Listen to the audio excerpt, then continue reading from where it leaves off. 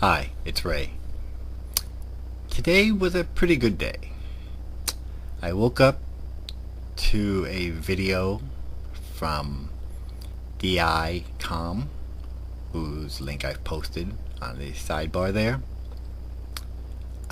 In that video, he highly recommended my channel. He took it completely upon himself to do that, and the response has been great. I can't thank you enough, Terry, as I've come to find out is your name. You've definitely made the YouTube experience a lot more fun, and I appreciate that. Terry taking it upon himself to do this nice thing started me thinking about people who have helped me throughout my life. They've done things, may have been minor, but have had a very big impact in my life. And I'd like to share stories about those 6 individuals with you.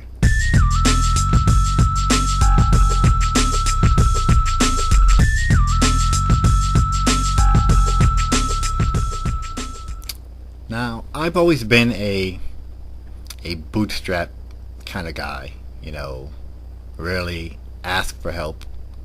Try to do things on my own. But even people who do things on their own have help along the way. And we all need help. And we get it whether or not we ask for it. So the first person, and these are in chronological order, the first person that comes to mind is Father Hugo. I was a young boy, an altar boy in the Catholic Church. And I know they've gotten a lot of bad press for a lot of bad things that have occurred. But my experience was quite different than the horror stories that have come out in the last few years. Since I lived in a single parent household, my mom and my sibling, there was no male influence to talk to guide me. Uncles, cousins, they weren't really around to take on that responsibility. Well, Father Hugo took a couple of us altar boys individually for what we would consider health class. Nothing seedy, though he did talk about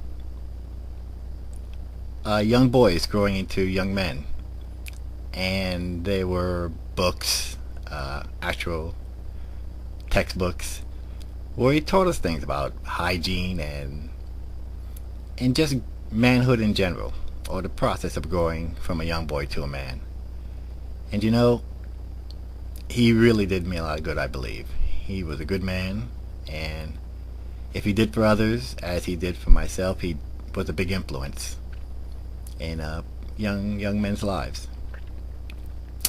The second person I'd like to talk about was my landlord. I had moved out of my house when I was 18. There were no problems in the house. I just was an independent-minded person who wanted to get out on my own. Well, I moved into an apartment, and I stayed there a little while. Then I moved to another apartment. And I was there maybe a year. And at a certain point, it became pretty clear that I could no longer pay the rent. Well, this landlord's name, he was a Yugoslavian gentleman named Pashko Deda. I'll never forget that. Well, I'll tell you, he evicted me in the nicest possible way.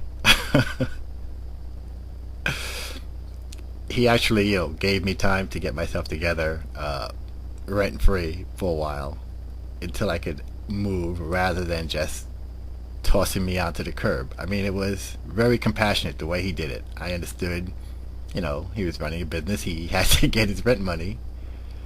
But he could have been a lot more brutal in the way he did that.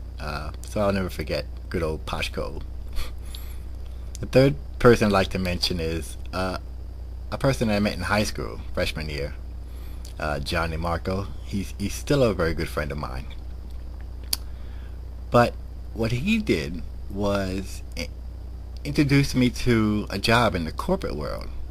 I mean, it was a clerical position, but up to that point, I had been working, in a clothing store as a night watchman, a DJ for a little while in a nightclub, a small club. And, everybody I knew were always working class, work with your hands type people.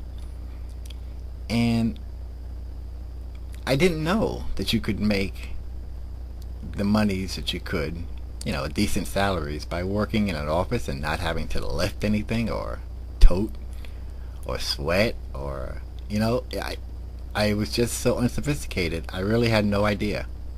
Even though I did well in school, I was naive about the world, and I was blown away. As a matter of fact, this position paid thrice what I was making at the other jobs combined. It was crazy. The next person, his name is Raul Pereira.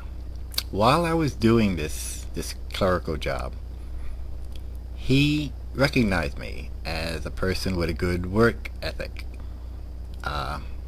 He hired me full time, and I got promoted a couple of times while working for him. He just reached out. He didn't have to, he just reached out and gave me an opportunity, which I took advantage of. So Raul Pereira will always be a special name to me. The fifth is a person I don't know her name. But I was moving to Queens, and I had all of my possessions in my car. And of course it was an old beat up car. And my car got stuck right at the tolls of the Triborough Bridge on a Sunday afternoon. Lots of traffic. It was hot. I think it was July. Well, all the passers-by who I was obviously in the way took exception to me and my broken down car.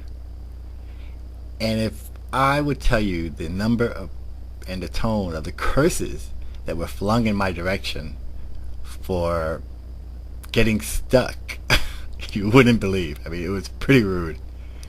Well, suddenly this blonde woman, in the early 20s, beautiful woman, saw my predicament, turned her car around in all of that traffic so she could face me, so she could give me a jump start. Didn't pay any mind to the people yelling who were passing by, or the congestion she was causing herself by trying to turn around. And she was just so happy to help. It was amazing. An angel. The last person I'd like to talk about is this gentleman. I went for a job interview. Now, I had not completed college. I barely started. And in my current position, I was looking for some advancement. So I went on this interview for another company. And on my resume, I put the name of the college that I attended for an entire semester. But I didn't put a GPA. I didn't put that I had only been there a semester. I simply put the college's name. So I was being somewhat dishonest. Well, this interviewer spoke to me like a stern father after he asked me about my educational background. What I confessed, what I had done, he gave me a 10-minute lecture on honesty. And that lecture has stuck with me ever since. Sometimes you need a good talking to. Anyway, again, thanks Terry for sending some of your subscribers my way. Welcome new subscribers. And I'll talk to you soon. Bye-bye.